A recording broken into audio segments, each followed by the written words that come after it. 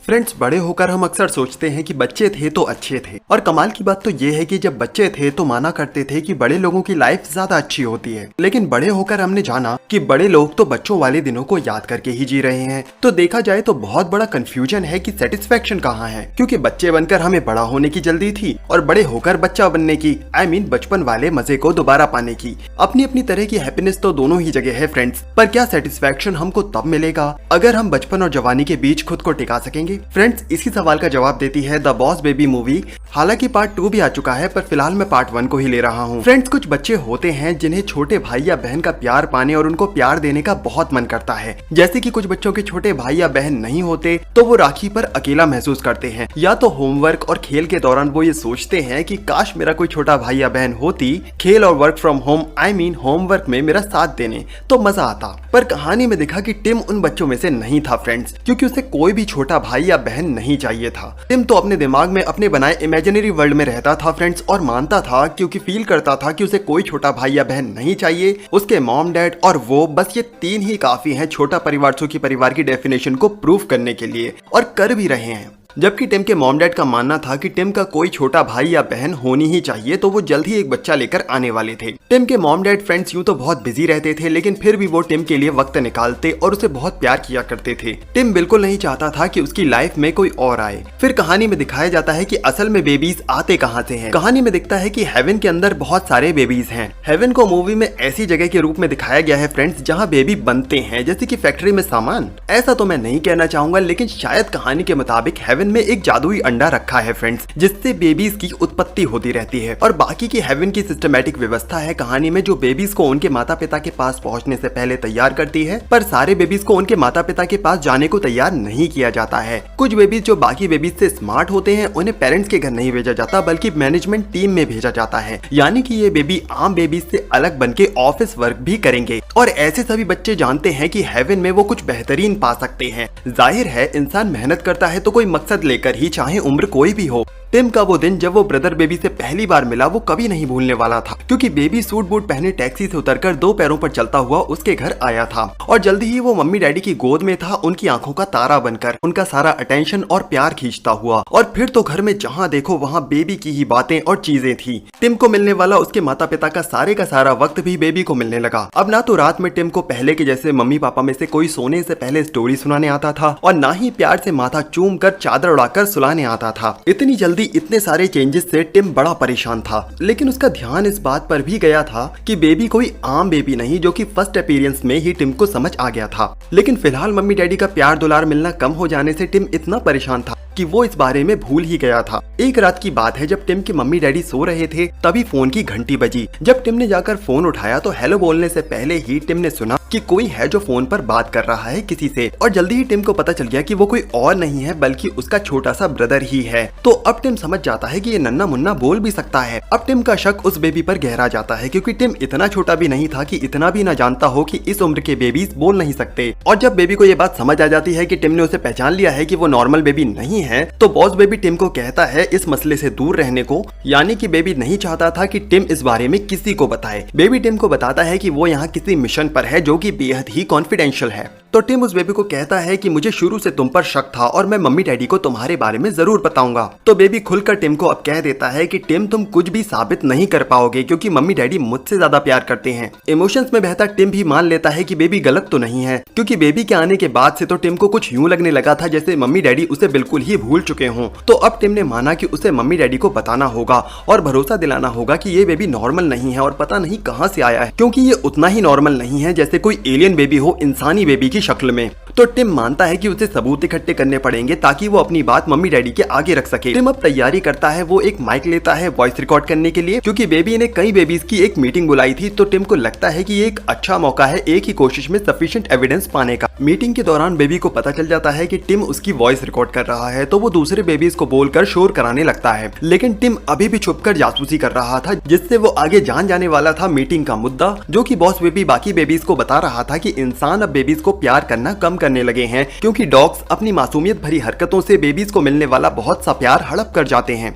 Mummy daddies अभी babies के बराबर डॉग्स को पसंद करने लगे हैं, जो कि आगे और भी ज्यादा हो जाएगा, जो कि बेबीज के लिए बिल्कुल भी ठीक नहीं है। और इसीलिए उन सब बेबीज को अर्थ पर भेजा गया है ताकि वो बेबीज के हिस्से वाले प्यार को डॉगीज को हड़प करने से रोक सके। तो बॉस बेबी बाकियों से कहता है कि तुम्हें भी ये सब पता चला होगा, क्योंकि तुम्हारे मम्मी डैडी भी पपी कंपनी में ही काम करते हैं। टिम ने ये सब रिकॉर्ड कर लिया था और अब जाकर वो अपने मम्मी डैडी को दिखा सकता था कि ये बेबी कोई ऑर्डिनरी बेबी नहीं है। लेकिन मम्मी डैडी तक पहुंचने से पहले ही टिम को बॉस बेबी और उसकी बच्चा पार्टी घेर लेती है। ये सभी बच्चे वीडियो कैसेट पाने अब टिम के पीछे पड़ जाते हैं। घर के अंदर बैठे बच्चों के पेरेंट्स सोच रहे थे कि बच्चे आपस में अच्छा टाइम पास कर रहे हैं। आगे बच्चों ने टिम के हाथ से वीडियो कैसेट छीनने की बहुत कोशिश की और इस अफरा तफरी में टिम के हाथ से छूटकर वो कैसेट फाइनली डिस्ट्रॉय हो गई थी। टिम अब भी पेरेंट्स को बताने की कोशिश करता है कि मुझे आप लोगों को कुछ बताना है, लेकिन टिम के मम्मी डैडी गुस्से में आकर टिम का फिलहाल के लिए उसके कमरे से बाहर निकलना बंद कर देते हैं, क्योंकि वो समझ जाते हैं कि वो बेबी के बारे में कुछ कहने आया है। उन्हें बहुत बुरा लगता है ये सोचकर कि टिम अपने छोटे भाई से बहुत ज्यादा लड़ाई करता है या शायद उसे पसंद नहीं करता। टिम को पनिशमेंट मिलते देख बेबी को भी बहुत दुख होता है, क्योंकि आफ्टर ऑल वो एक बेबी था और बच्चे तो बड़े ही कोमल मन के होते हैं ना। उधर अकेले अपने कमरे में होने के एहसास को टिम की कल्पना उसे ऐसे फील कराती है जैसे वो किसी जेल में बंद हो गया है। टिम को अकेला उदास देखकर वहां उसका भाई बॉस बेबी आता है और उसे कहता है कि टिम को परेशान देखकर वो भी कम परेशान नहीं है, पर उसे अपना काम भी तो करना है। तो टिम पूछता है कि तुम कहां से आए हो, क्या करते हो और किसके लिए करते हो। तो बॉस बेबी टिम को एक निपल देता है। वो एक जादुई निपल होती है जिसे चूसना शुरू करते ही टिम का मन बेबी के साथ मिलकर उसकी दुनिया में पहुंच जाता है जहां से बेबी आया है। वहां वो दोनों इनविजिबल थे, कोई उन्हें देख नहीं सकता था, पर वो सबको देख सकते थे। वहां पर सारे ही इंटेलिजेंट बेबीज थे। बॉस बेबी टिम को बताता है कि सारे इंटेलिजेंट बेबीज मिलकर पता लगाने की कोशिश कर रहे हैं कि आजकल जो ज्यादातर मम्मीज, ज्यादातर डैडीज बेबीज से ज्यादा डॉगीज को पसंद करने लगे हैं, तो इसके पीछे वजह क्या है। और यही पता लगाने के लिए बेबीज के फ्यूचर की सुरक्षा के लिए उनकी कंपनी का बिजनेस है। जैसे टिम की फैमिली में उसे भेजा गया है, उसी तरह कई फैमिलीज में इंटेलिजेंट बेबीज को भेजा गया है। वहां पर बॉस बेबी टिम को मैनेजमेंट टीम से लेजेंडरी रहे बेबीज की पिक्चर्स वाली गैलरी में भी ले जाता है और वहां अपने आइडियल की पिक्चर दिखाता है और कहता है कि मुझे इनकी तरह बनना है ताकि मुझे भी मेरा पर्सनल कैबिन मिल सके और मेरे पास भी अपनी खुद की टॉयलेट सीट हो। वहां एक चिल्लाती हुई सी बेबी की तस्वीर थी। तो टिम पूछता है कि ये बेबी कौन है। तो बॉस बेबी उसे बताता है कि ये बेबीज की हेड है। और तभी बॉस बेबी वहां सुनता है जो बेबीज की हेड कह रही होती है कि बॉस बेबी ने अगर अपना मिशन जल्दी पूरा नहीं किया तो उसे बर्खास्त कर दिया जाएगा। तो ये सुनकर बॉस बेबी जल्दी से टिम को लेकर वापस आ जाता है और वो टिम को कहता है कि उसे जल्दी से मिशन पूरा करना होगा वरना उसकी जॉब चली जाएगी। तो टिम उससे पूछता है कि उससे क्या होगा। तो बॉस बेबी टिम को बताता है कि ये जॉब उसे कुछ ऐसा देती है जिसकी वजह से वो एक इंटेलिजेंट बेबी बना रह पाता है। दैट मीन्स अगर उसका प्रमोशन नहीं होता है तो वो एक नॉर्मल बेबी बन जाएगा और टिम की फैमिली में फंस जाएगा। उसकी उम्र बढ़ेगी और वो एक दिन बूढ़ा भी होगा। इंसान अगर किसी चीज से सबसे ज्यादा डरता है ना फ्रेंड्स, तो वो है बूढ़ा होकर मरने से। और मूवी दिखाती है कि ये डर इंसान में जेनेटिक है, क्योंकि बच्चों को भी अगर इंटेलिजेंट ब्रेन दे दिया जाए तो बच्चे भी बूढ़े होने की इस मुसीबत को टालने के लिए कुछ करना चाहते हैं जो भी उनसे बन सके। तो बॉस बेबी को इस वक्त यही टेंशन हो रही थी कि जॉब खत्म तो वो बड़ा होने लग जाएगा। तो बॉस बेबी टिम से पूछता है कि क्या तुम मेरे साथ बड़े होना चाहते हो, बोलो यही चाहते हो। तो टिम कहता है हरगिज नहीं, इसलिए मैं तुम्हारी हेल्प करूंगा। इन दोनों को पता चलता है कि इनके मम्मी डैडी की पपी कंपनी के अंदर बच्चों को भी ले जाया जा सकता है, लेकिन टिम को पहले मिली हुई पनिशमेंट का कुछ इंतजाम करना था और उसके लिए तो एक ही काम किया जा सकता था कि ये दोनों मम्मी डैडी को ये जताना शुरू करें कि अब टिम और उसके भाई के बीच झगड़े खत्म हो रहे हैं। दोनों ब्रदर्स आपस में खुश हैं, ना तो लड़ते हैं और ना ही झगड़ते हैं, बल्कि प्यार से खेलते हैं। इन दोनों को प्यार मोहब्बत से खेलते देख टिम के मम्मी डैडी टिम को मिली पनिशमेंट को कम करने का सोचने लग जाते हैं। टिम को पता था कि ऐसा ही होगा और जल्दी ही वो दिन भी आता है जब ये दोनों भाई अपने मम्मी डैडी के साथ में उनकी कंपनी में जाने वाले होते हैं। दोनों ही एक दूसरे को तैयार करते हैं और पहुंच जाते हैं अपने मम्मी डैडी के साथ उनकी कंपनी में, यानी पपी को कंपनी में, जहां इन दोनों को एक फाइल ढूंढनी थी जिसमें कंपनी के नए मिशन की डिटेल्स थी। मम्मी डैडी को तो वहां और भी काम थे, तो टिम अपने छोटे भाई के साथ घूमने फिरने की बात कहकर मॉम डैड से अलग होता है, क्योंकि इन्हें चेक करना होता है उस सीक्रेट रूम को। और उम्मीद के ही मुताबिक वहां एक फाइल थी, पर जब ये दोनों उस फाइल को उठाते हैं तो इन्हें पता चलता है कि वो फाइल असल में एक ट्रैप थी जो फ्रांसिस ने बनाया था। और अब बॉस बेबी के सामने खुलासा होता है कि ये फ्रांसिस कोई और नहीं बल्कि वही बेबी है जिस बेबी को बॉस बेबी अपना आइडल माना करता था। तो फ्रांसिस इन्हें बताता है कि ये सारा कुछ उसका प्लान था दोनों को यहाँ पर लाने के लिए, क्योंकि उसे जरूरत थी सुपरटॉनिक मिल्क की जो इंटेलिजेंट बेबीज को नॉर्मल बेबी नहीं बनने देता, क्योंकि इस सुपरटॉनिक मिल्क की मदद से फ्रांसिस ऐसे पपी बनाना चाहता था जो कभी बड़े नहीं होंगे। और फ्रांसिस उन्हें बताता है कि प्लान शुरू हो चुका है, जल्दी ही उन क्यूट पपीज से भरा एक रॉकेट उड़ेगा जो पृथ्वी की परिक्रमा करते हुए हर एक इंसान को उसका खुद का क्यूटी पाई पपी देगा और बेबी सिर्फ एक याद बन जाएंगे। फ्रांसिस बताता है कि उसे भी कभी यही मिशन मिला था जो इस वक्त बॉस बेबी को मिला हुआ है, पर वो मिशन पूरा नहीं कर पाया था, जिससे जॉब जाते ही वो नॉर्मल बेबी बन गया और बड़ा होते होते अब बूढ़ा हो गया है। इसलिए वो बेबी मैनेजमेंट विभाग से बदला लेना चाहता है। फ्रांसिस टिम को बताता है कि उसके मम्मी डैडी को वो अपने साथ ले जाएगा और मिशन पूरा होते ही वो उन्हें खत्म भी कर देगा। तो टिम कहता है कि हमारे मम्मी डैडी हमें कभी भी छोड़कर नहीं जाएंगे। तो फ्रांसिस कहता है कि मैंने इसका अरेंजमेंट पहले से ही कर दिया है। फ्रांसिस अपने आगे कुछ भी नहीं कहता, वो इन दोनों को घर भेज देता है, साथ ही अपने भाई को भी इनके साथ भेज देता है एक बेबी सिटर बनाकर, जो इन्हें पपीज के लॉन्च के दौरान घर पर ही रखने वाला था। टिम को अपने माता पिता की चिंता थी, वहीं बॉस बेबी को टेंशन थी कि अगर उसकी बेबी कंपनी बंद हो जाती है तो उसका काम भी खत्म हो जाएगा। तो टिम कहता है कि उन्हें किसी भी तरह से मम्मी डैडी को बचाकर ये बताना होगा कि मक्कार फ्रांसिस पर भरोसा करके वो कितनी बड़ी गलती कर रहे हैं। तो फ्रांसिस के भाई से वो कैसे भी करके पीछा छुड़ाते हैं और वहां से भाग निकलते हैं, लेकिन बेबी सिटर इनका पीछा छोड़ने को कतई भी तैयार नहीं था।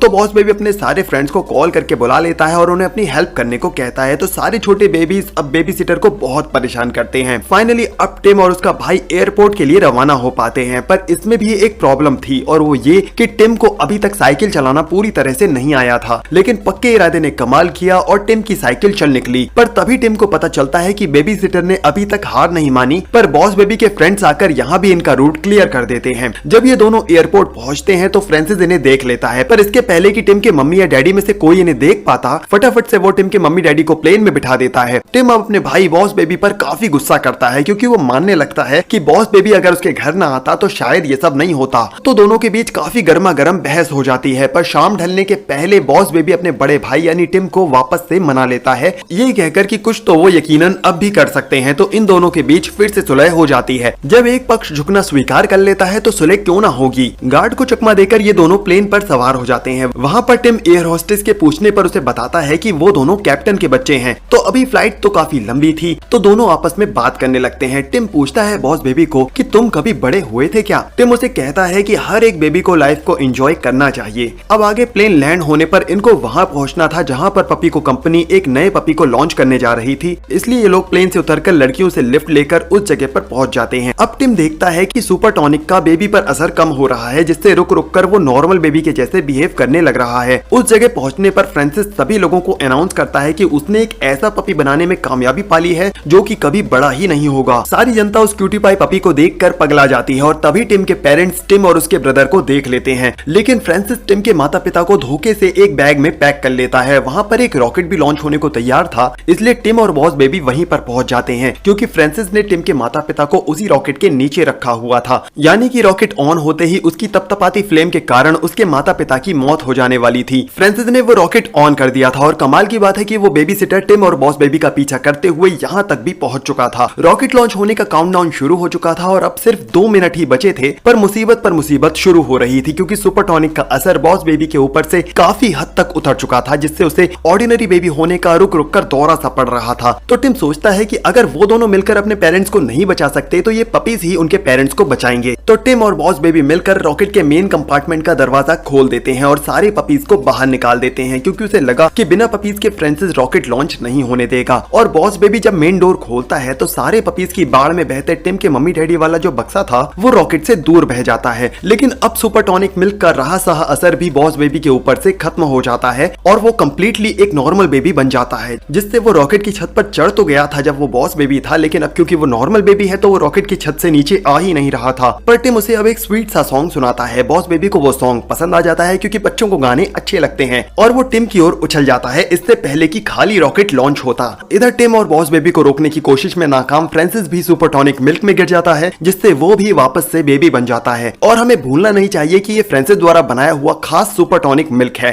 क्योंकि फ्रांसिस के पपीज की इसकी एक ही खुराक के बाद बढ़त होना हमेशा के लिए रुक जाने वाली थी। यानी फ्रांसिस अब कभी बड़ा नहीं होगा, पर वो कभी प्रमोट भी नहीं होगा, बल्कि बेबी मैनेजमेंट विभाग शायद उसे हमेशा के लिए किसी जेल में डाल देगा। बॉस बेबी का मिशन यहाँ पर अब पूरा हो गया था, यानी जल्दी ही उसका टिम की जिंदगी से विदा लेने का वक्त आने वाला था। और टिम की प्रॉब्लम भी यहाँ पर सॉल्व हो गई थी, क्योंकि बॉस बेबी भी अब घर छोड़कर जा रहा था। तो टिम को लगा कि आगे वो खुश रहेगा। टिम के माता पिता घर पहुंच जाते हैं, बॉस बेबी घर से रवाना हो जाता है, यानी कि टिम की लाइफ पहले जैसी नॉर्मल हो जाती है। दोनों की जिंदगी की बात करें तो मैनेजमेंट में फिलहाल तो बॉस बेबी प्रमोशन पाकर बहुत खुश था, क्योंकि उसके पास अब सब कुछ था जो वो पाना चाहता था। उसके पास खुद का कैबिन था और पर्सनल टॉयलेट सीट भी, और कभी भी बड़ा नहीं होने का मौका भी था। बॉस बेबी के टिम के घर से से रवाना होने के बाद बेबी मैनेजमेंट टिम के घर छोटे बेबीज को भेजकर बॉस बेबी की सारी चीजें और टिम के माता पिता के दिमाग से बेबी की सारी यादें भी इरेज करा देता है। तो देखा जाए तो टिम की लाइफ बिल्कुल ही पहले की जैसी हो चुकी थी। लेकिन आगे टिम और बॉस बेबी दोनों को ये एहसास हो जाता है कि जो इन्होंने पहले सोचा था कि एक दूसरे से दूर रहकर ये खुश रह लेंगे, ये बात बिल्कुल गलत है। क्योंकि टिम बॉस बेबी के साथ बिताए दिनों को याद करता रहता था और उधर टिम की यादें बार बार आने से अपने पास में सब कुछ होकर भी बॉस बेबी भी खुश नहीं था। जब टिम से और बर्दाश्त नहीं हो पाता तो वो बॉस बेबी को एक लेटर लिखकर एक भाई के जैसे घर वापस आने को कहता है। बॉस बेबी टिम का लेटर पाकर बहुत खुश होता है ये जानकर कि टिम भी उसे इतना ही याद करता है जितना कि वो टिम को। और फाइनली बॉस बेबी समझ जाता है कि अमर होने में कोई मजा नहीं है, तो वो टिम का भाई बनने चल पड़ता है। टिम की अगली सुबह होती है और वो देखता है कि बेबी वापस से घर आ चुका है और अगले सीन में हम देखते हैं कि टिम अब बड़ा हो चुका है और अब तो उसकी एक बेटी भी है जिसे वो अब अपने चाचा से मिलाता है। टिम ने ये बेहतरीन किस्सा आज अपनी बेटी को सुनाया था कि बचपन में कैसे वो कभी बॉस बेबी से मिला था और फाइनली टिम रिवील भी कर देता है कि उसके चाचा ही कभी बॉस बेबी थे। लास्ट सीन में हमें पता चलता है कि फैमिली में एक न्यू बॉर्न बेबी की एंट्री हुई है और जो बेबी भी नॉर्मल वाली नहीं है बल्कि मैनेजमेंट टीम से है। ये थी बॉस बेबी की कहानी। फ्रेंड्स, आपको कैसी लगी कृपया कमेंट करके जरूर बताएं। मैं जल्दी से फिर लौटूंगा एक नया वीडियो लेकर। तब तक के लिए फ्रेंड्स, नमस्ते, सलाम, राम राम।